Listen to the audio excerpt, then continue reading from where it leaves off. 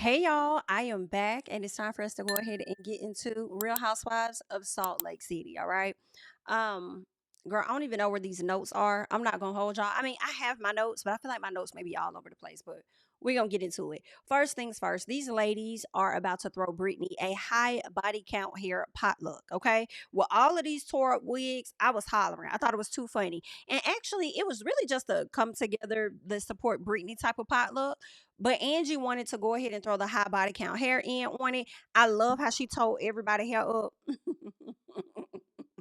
Because this also was giving shade to Brittany S as well. You so wrong for this, Angie. But everybody was down for it except for Mary. And let me tell you, I'm with Mary. Girl, you're not finna tear up none of my good wigs. You're not finna tear up one of my good wigs, ma'am. I'm not gonna do it, but you can do it with their extensions, but you can't do it with my wig. I was with Mary, just a little piece. I don't even much like Brittany that much like that. Like, girl, my presence is enough. Understand? So that was cute, right? I believe Bronwyn came in, wanted to do the whole stuffed animal thing. That was a really nice gesture. And I feel like a little bit, y'all, I do kind of feel like Bronwyn owes that to Brittany because, like, why you threw her thing in the water? Like, it's okay. We don't have to like it. We can cringe with the fact that she is so crazy about men and stuff like that. But at the same time, it's her property. And Bronwyn, as much as I like you, you love to complain as well. And so if somebody would have did that to you, you wouldn't have liked it. So yeah, I think that was a good gesture for her to do. So Meredith and Lisa were not invited. They did not come, and not I don't think they cared to come. Okay, damn sure not Meredith. All right, now Bronwyn decided to do the stuffed animal thing, and we got into that. So when Brittany gets there, I believe Whitney just told her, "Oh, I'm in the back. Just go ahead and come on in." They just brought her in. They surprised her as soon as she saw their hair. She's like, "Oh my God, is this high body count hair?" And they were like, "Yes." And she loved it because Brittany has been on this whole tangent about what about me? You know, she wants to feel important. She loves to stand up and clink her glass. You know, clink, clink, clink, a link, a link to get some attention on her. So they gave Brittany the moment that she was seeking. And I mean, I wasn't even mad at it. Y'all know Brittany can get on my nerves just a little bit. And my issue with Brittany is more so tied to these ziggers, high key, and tied to her not being that great of a mother in my personal, right? Still to this day, like I understand if you have F ups when you were younger, but as you get older, like still to this day, you having problems, like it's a problem for me. And that's what makes me not like her. But in the dynamic of the group, she's not as bad to me.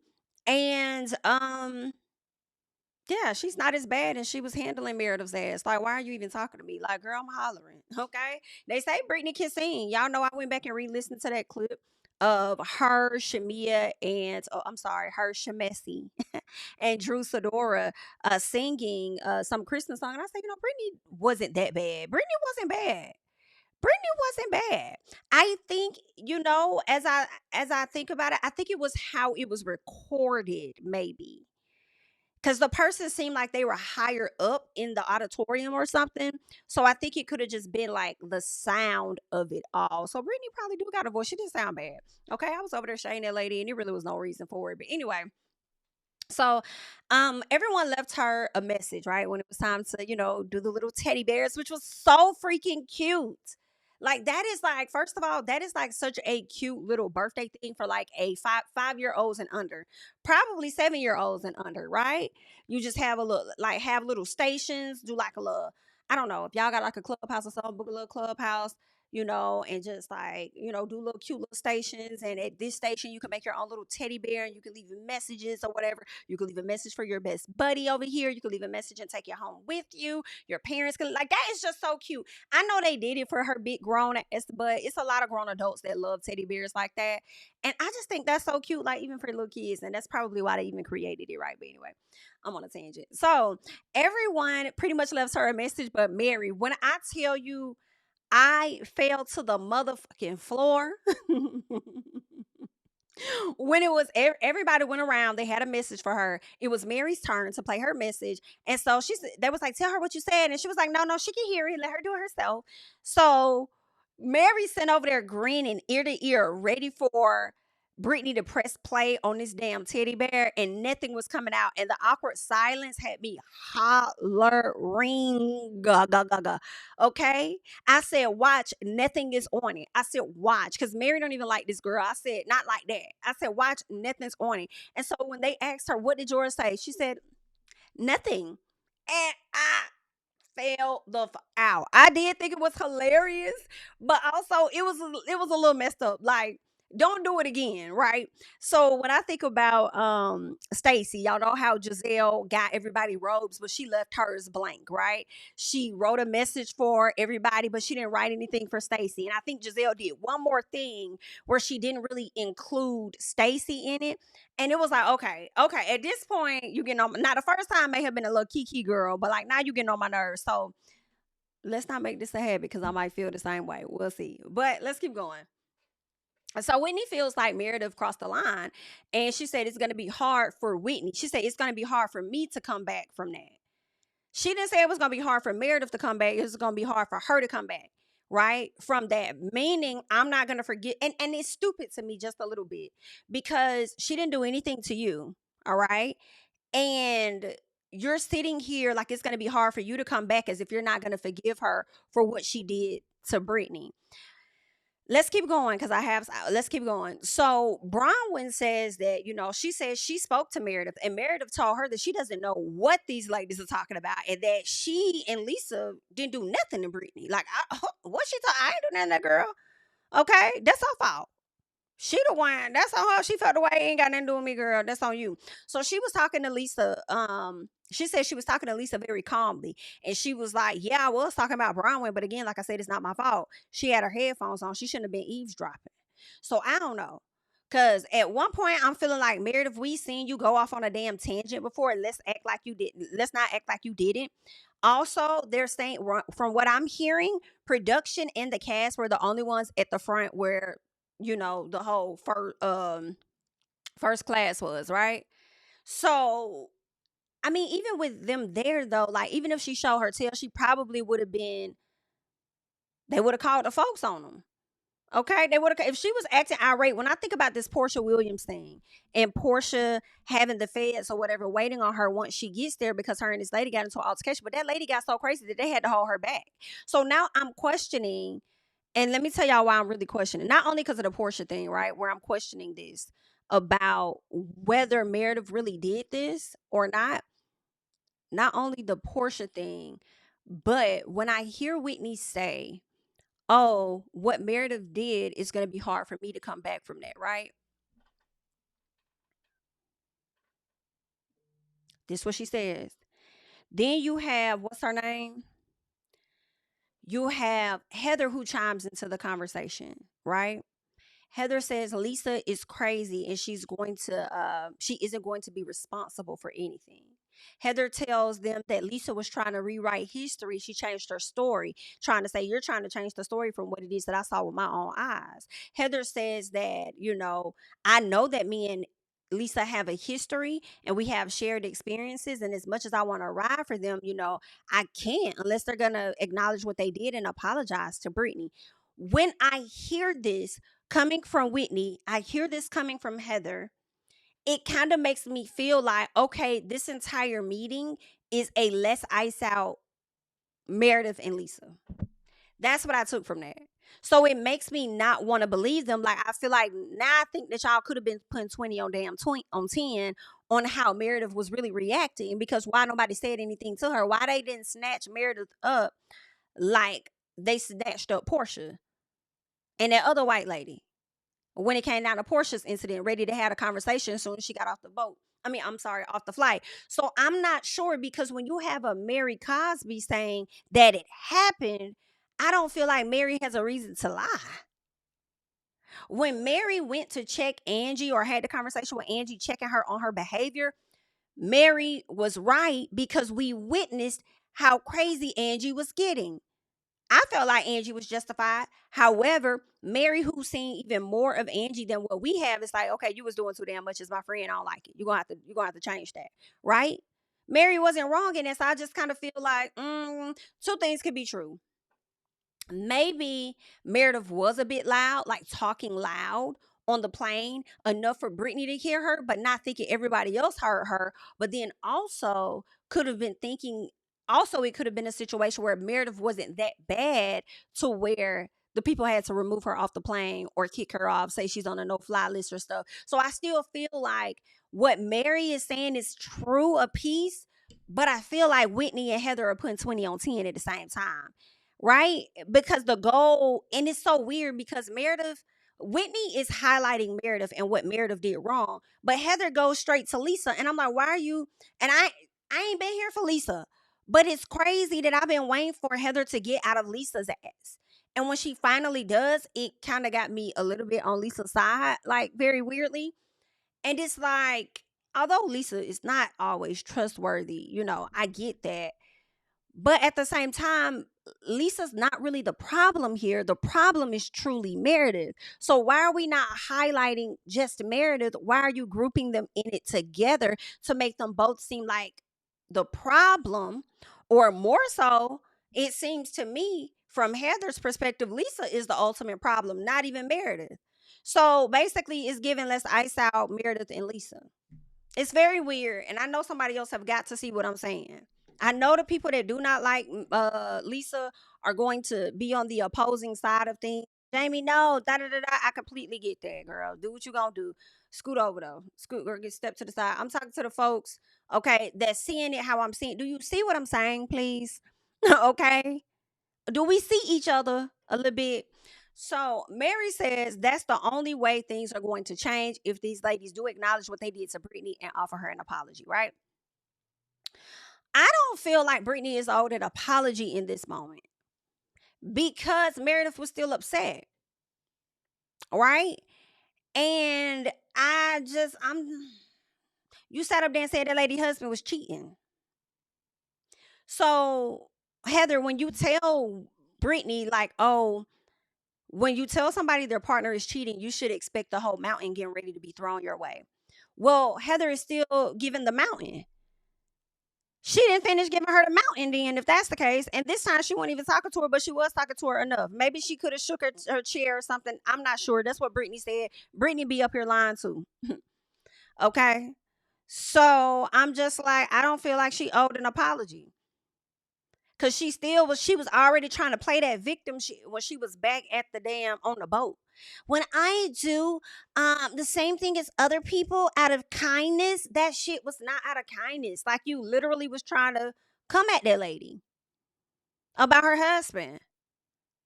Like, why are you talking to me? You're da da da da. And I'm not gonna say Brittany fully wrong because she was trying to get Meredith to up off her. Like, let me back you up off me and let me talk about you for a little bit. What you got going on? But when you do that, you got to be ready for what the reaction is going to be. And she snapped on you, and she's still appalled at your behavior because y'all left the very next day. Like, yeah, she's still mad. This shit just happened that night. She's still mad about it. So of course she gonna still talk about it. I'm sorry. Like we gonna have a hard time. I ain't giving that no apology. So what's up? You don't get to say what you want to say about my man, and then when I'm mad about it, I ain't even talking to you about it. I say some shit that make you feel away. Cause yeah, bitch, I did want you to hear me. I did say what I had to say. So what else is going on? Okay. Don't get scared now because again, Brittany was already acting like a victim back on the boat, and she drug that same victim shit right on into the plane. No, ma'am, I can't. She won't get one from me. So I guess we won't be moving forward because yeah, no. All right, but anywho, Whitney asked Bronwyn, she's like, okay, I want to talk about you for a little bit. Like, why you not wearing your ring? And Bronwyn says, well, she know a little bit about what's going on, right? She tells the ladies that Todd left the house the other day over some tweets. He was caught looking at another woman on his phone. She says that instead of him taking ownership like he should have, he got real defensive. And so she decided to kick him out. Like, okay, we getting heated. This is not working. It's not making no sense. I'm not hearing you. You're not hearing me. You need to step away from the house. And so he did. And I'm sure he was like, gladly, so I could look at more bitches in peace. And I ain't got to worry about nobody looking over my shoulder. Yikes. So Heather says that she feels bad for Bronwyn after she opened up last year about her marriage and she sees that nothing has changed. Heather asks if she wants time or is she done? And Bronwyn is like, that she says she wants time because what embarrasses her is the humiliation and the secrecy around everything that happened. That's what she says. She was embarrassed by that. But my thing is, Heather, why you acting like you care? I still don't believe that you really like Bronwyn for real, for real. So why you acting like you care? I feel bad for Brahman because last year she opened up to us. She opened up to y'all last year, but that ain't stop you from really being a BITCH to her. So now all of a sudden you get it, I guess. So she says it. She says it's not. She said it isn't a marriage ending conversation, but she says that it is a life conversation for her.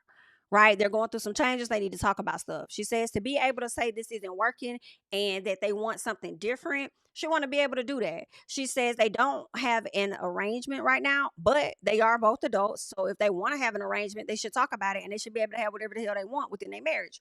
I agree. Do what the hell you want to do. Okay? Because it really seems to me, I question, Brahma, do you really want this arrangement so that you can go off and enjoy other people too? Because I feel like the way Todd is, he's not going to allow you to enjoy other men. He may let you enjoy other women, right? That's my assumption of it. Or do you want this arrangement so that you will be able to have a one up with the ladies and that's something they won't be able to use against you? So Brittany doesn't care, right? She just like, if you go through with this bitch, can I get that ring? And Brahma was like, yes, girl, you can get the ring. I'm like, yeah, that's probably the only way you gonna get one.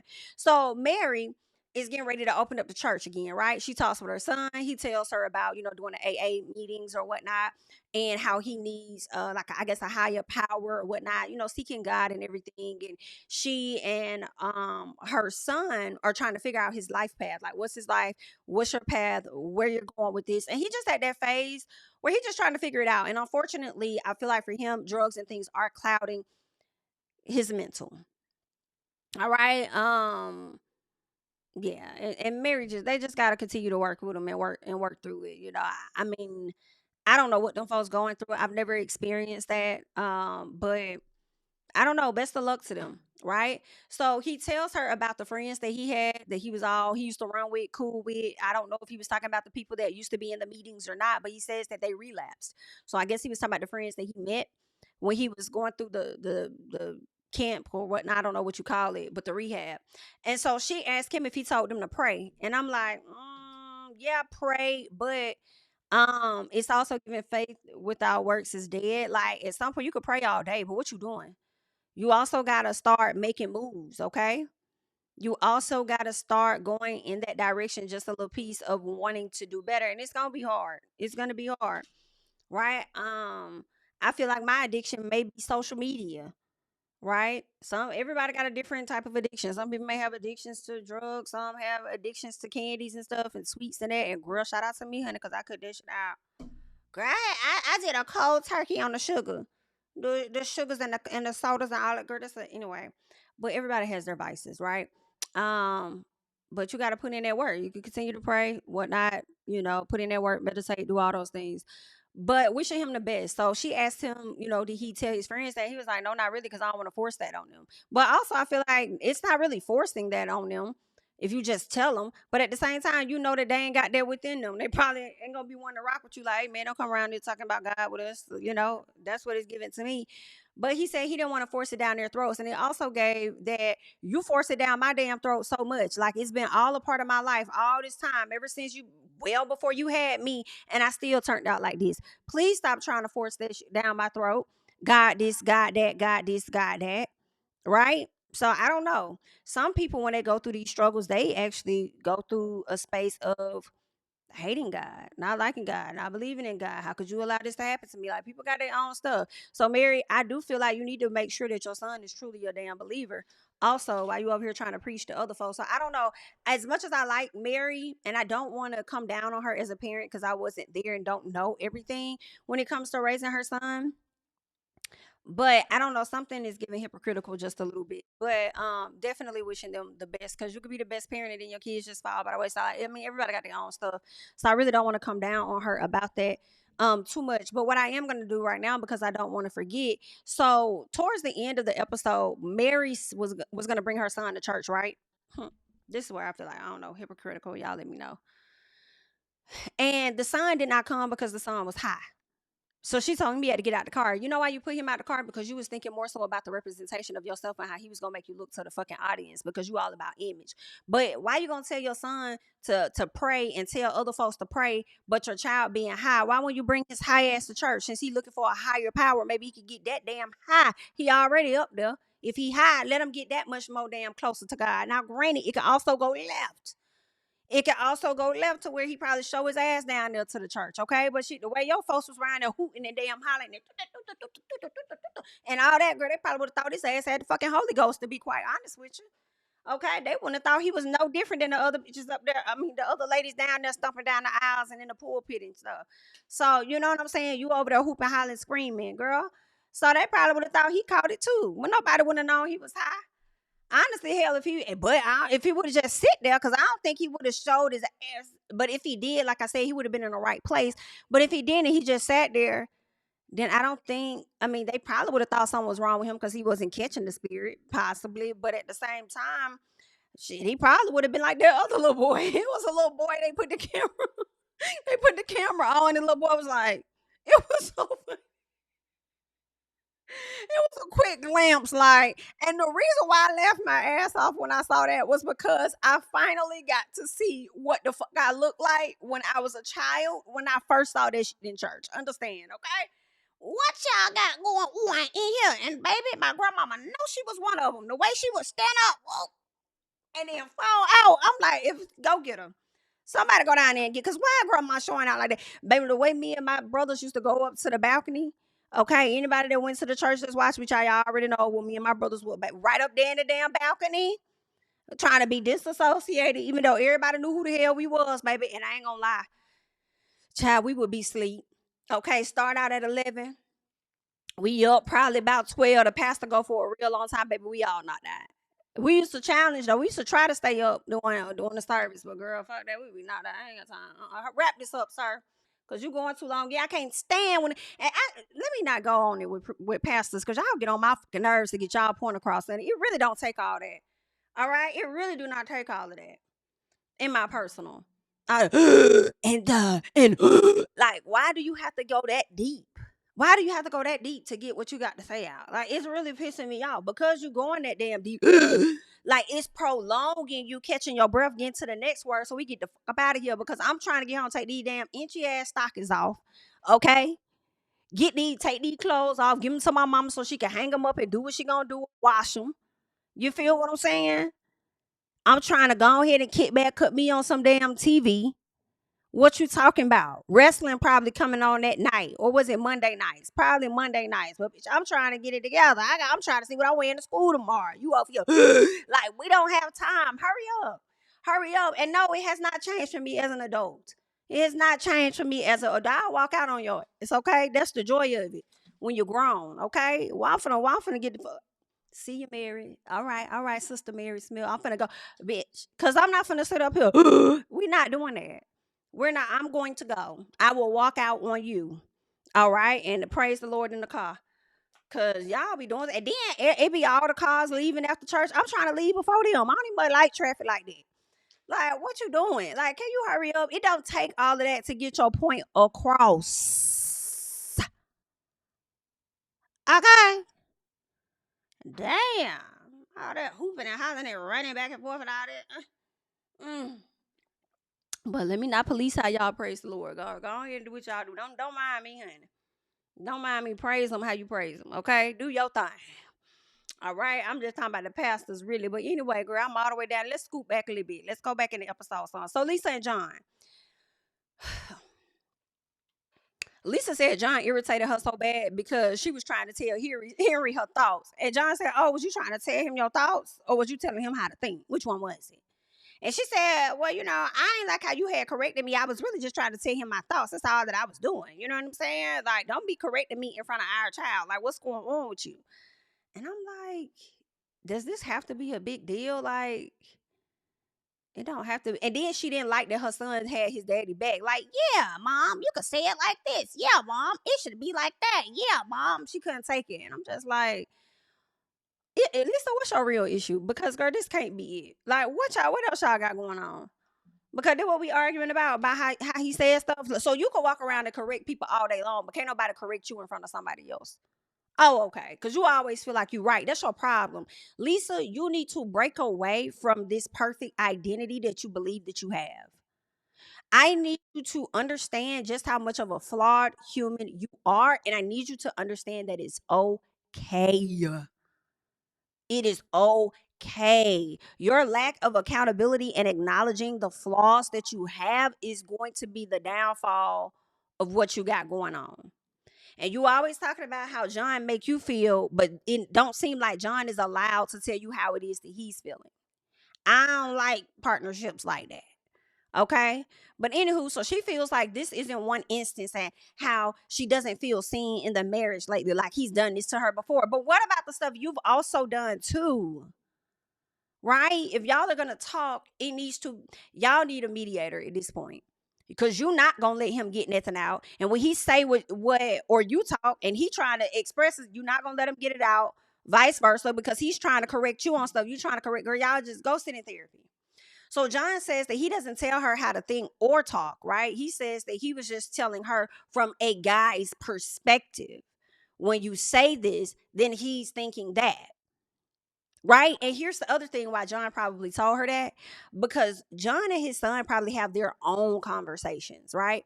They probably got their own talks about stuff to where he may have a different and better understanding of his son from a male or a guy's perspective, whatever.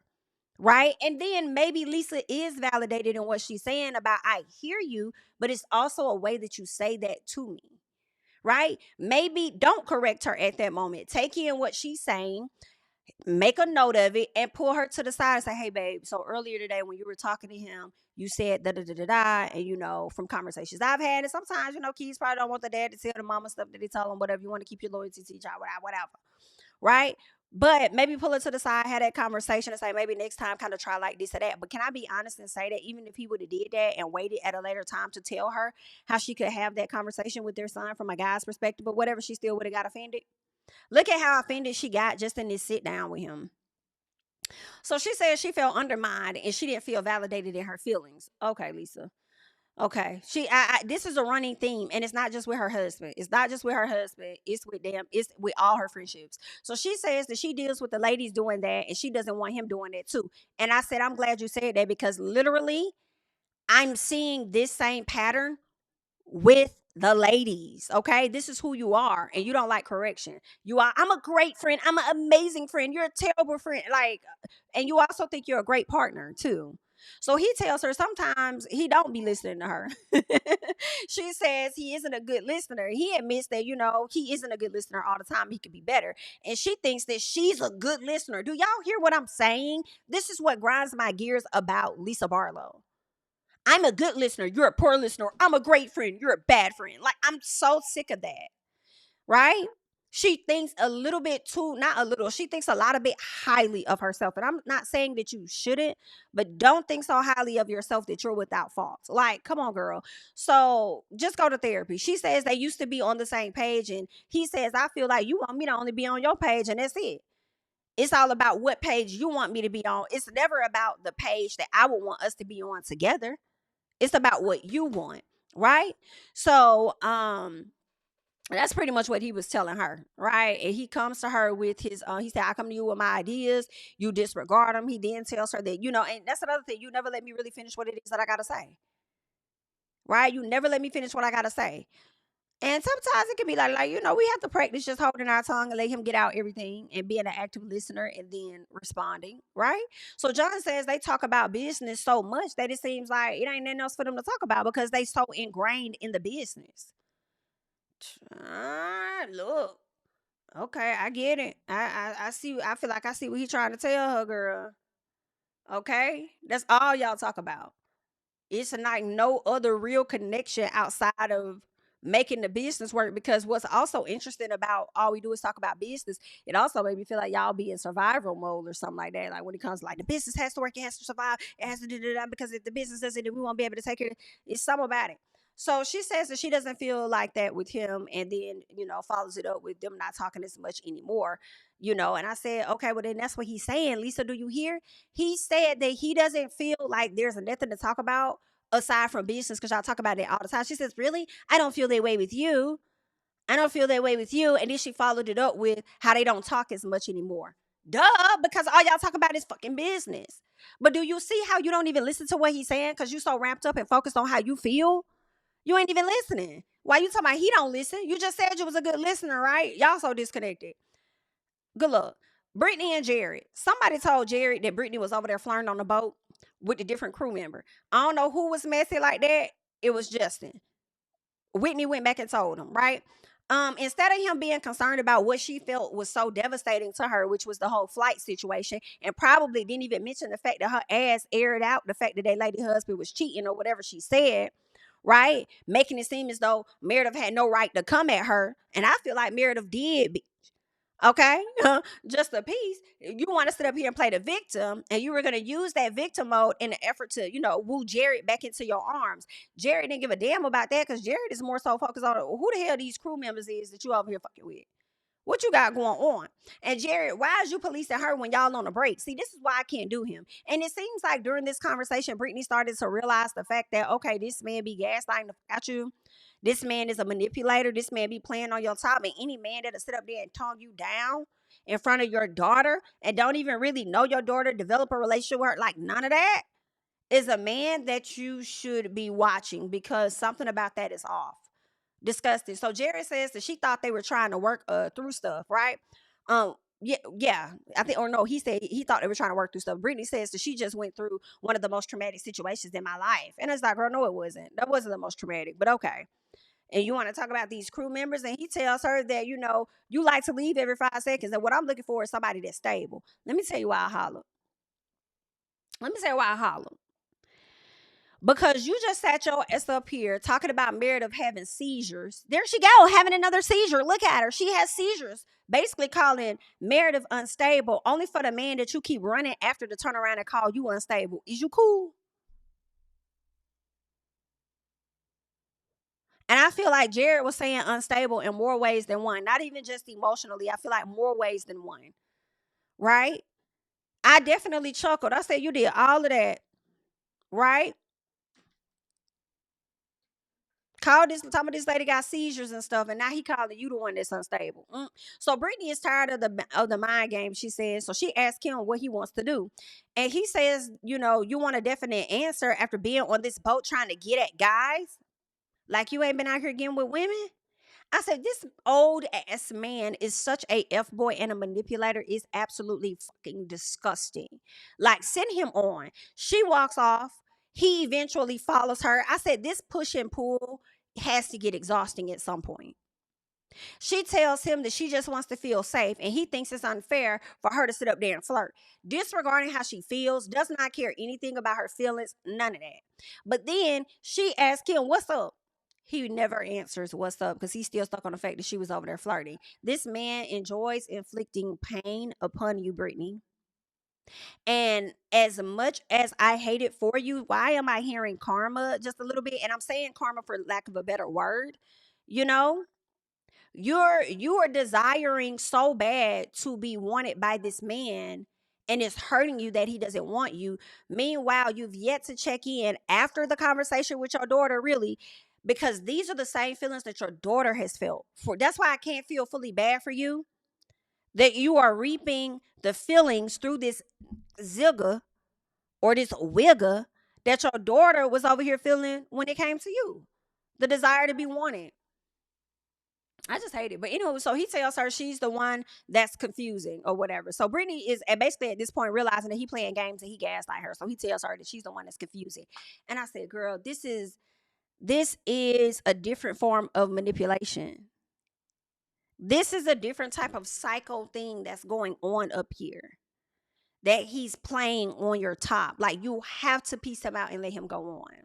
Let this be the last season that Jared is in your life. Jared must pay some bills or something because I'm not understanding why he keeps hanging around. Now, Todd and Bronwyn, right? So he the one who did wrong. So it's time for them to have a conversation. And he's sitting up here on his phone as if he expecting her to break the ice.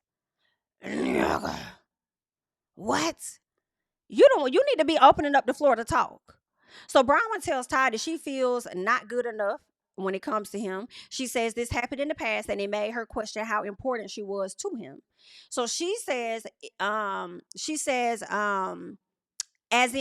with him, let me see, hold on. So she says is as in with him, she can be and she's open to okay. So basically she's open to whatever. When it comes to their relationship, she's open to whatever. If he wants to do an arrangement, don't want to do an arrangement, like what do you want to do? Because she's telling him like I'm open to evolve with you. I'm open to evolve. So what you want to do? Like if you want to open, like let's open it up. But y'all know what he tells her? He tells her, we've been together for 11 years, right? He says there's a lot of things going on, but we've always been able to talk through these things. He admits that he was wrong, but then ends the conversation by saying I'm happy with you. I'm happy in the relationship that I have with you. What I hear is Todd knows exactly what this woman said. He knows she wants to have an open situation, and he is not ready for her to do that because I believe he's afraid she might go out and find somebody better. Because even though to you about sick of her, she's gonna be young and hot to somebody else, and he don't want that. But she really over here trying to give you a getaway free card. Like get out of jail free card is what she's trying to do. And you ain't even listening to that. So she said she was trying to be clear that there is no weirdness nor shame in what works for his sex life. And he just tells her, well, that's understandable. So she's like, well, listen, I talked to Whitney about our sex life. And he's like, I don't know why. Why the hell is you over here talking to these ladies about our sex life when number one, they shouldn't know nothing about our business. And I feel like none of these ladies are trustworthy. So why are you sharing information with these people? And he kind of got a point a little bit. They not that trustworthy. A little bit, but I understand if she went to somebody that was relatable, which was Whitney, because I obviously can't talk to your ass and I need somebody else to talk to outside of you. How many other friends do you see me having outside of this damn show for real? Right? So, I mean, Whitney probably was the better person for her to go to out of all of the ladies in my personal. Now, she says that she spoke with Whitney pretty much like I said because Whitney could relate, right? She was relatable. And Ty still don't care. He don't give a damn about Whitney. He ain't trying to hear all of that, right? What matters to him is that they've talked about it and they're good. And he don't care what nobody else got to say at the end of the day. So it ain't changing over here. And that sucks for her. So y'all gonna have to figure that out. Bronwyn, you might, but you know what? I would say, Bronwyn, you might need to get caught on a plane looking at other men's pictures, right? But at the same time, soon as you do that, Ty gonna use that as a valid reason to divorce you. Ty act too much like her parents. I hate when y'all go and find y'all parents and partners. So it's time for Mary to do this church thing. We already talked about the church thing was kind of funny. You know, Heather was wondering whether or not Meredith and Lisa were gonna show up. Eventually, they do show up. Mary got these folks lined up outside this church. Like I've never seen a damn church have a grand opening. I mean, I guess I see it when it's like a when you're moving from one location to the other. But she just like, I guess, girl, she was all nervous to come back and preach and stuff. I don't know what she was worried about, but those were her nerves. Okay. She does touch on her mom and how she didn't get no invite to her funeral or anything. And afterwards, it made her question whether or not her soul was okay. Like, I'm all right with not getting no funeral or going to the funeral. We've had our issues, but how is her soul? Is her soul okay? How is she? I thought that was real interesting. I was like, oh, wow. The fact that you still care about her soul after all of that. I don't know. I think Mary puts on the front like she didn't care to be invited, but also I think that she did care. I think that hurt her, right? And as much as she feels like she could move on and be past the situation, I wonder if she never really got that closure for real because she did not go to that funeral. But she gonna have to get the closure, right? But it's unfortunate. It is what it is. Um, yeah, I was kind of over this whole church thing though. I'm not gonna hold y'all. When I started seeing people like crying and all that, I didn't understand it first. When she started to break down about her mom and then she started speaking directly to people, to Lisa Brown with Heather, that's when I understood the tears. But before that, I'm like, what is Mary saying that got the people so emotional? Because the audio and the way this is playing out is not matching up with the audience reaction a little bit. But over time I saw what was going on, right? So that was pretty much that, you know. Whitney sat up there and said she already told Heather it was gonna be two burning whores in church when it came to Lisa and Meredith. And baby, when Lisa sat up there and said that she was burning, I don't know what Lisa said. She said she felt like she was in a sauna or somewhere. It was hot as fuck in that church. Girl, I holler. Cause Whitney was right. Two burning whores down to the church, child. But that's all I got when it comes to our ladies of Real Housewives of Salt Lake City. Leave your thoughts and comments down below. I'm JB, that's me. Y'all know I'll catch y'all in the next one. Bye. Tell him I preach to the choir. Stand with my feet to the fire. Give all the glory to God. Stand in the midst of these haters, I'm silent, nobody can stop me. Just gotta check in my notification, them numbers hit like it's a praxis. Cashed out at the ATM, and the ATL, they done made a gym. I've been kicking doors like the ATF, got them trying to clone me like Agent Smith. Game time, I invaded gym, high elevated, I can face the rim. Putting shots up, I got laser focus, about to take it over, I'm Invader Zim. On a trip to Florida like it's A&M. Who that nigga, man, they say I'm him. Spit the truth, never wasting film, I can feel the pool.